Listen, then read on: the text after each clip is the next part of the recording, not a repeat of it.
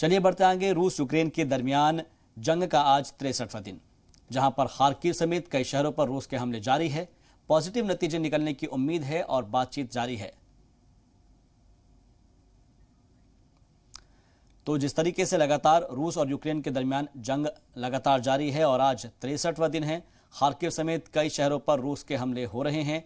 Positive नतीजे निकलने की उम्मीद जाहिर की जा रही है और कहा जा रहा है कि बातचीत अगर होगी तो उससे मसले का हल निकल सकता है।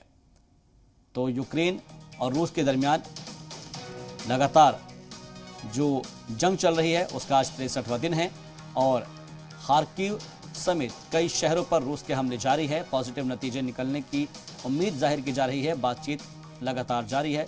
ये पुतिन ने कहा है कि पॉजिटिव नतीजा उससे हो सकता है निकल जाए, क्योंकि रूस और यूक्रेन के दरमियान जंग का आज 63वां दिन है। खासतौर पर खार्किव समेत कई शहरों पर रूस के हमले अभी भी जारी है और पॉजिटिव नतीजे निकलने की उम्मीद अभी भी की जा रही है।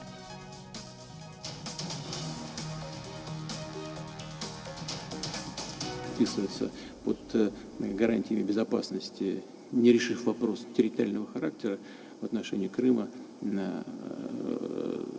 Севастополя и Республики Донбасс, мы просто не можем. Но, тем не менее, переговоры идут, и они сейчас проходят в онлайн-формате.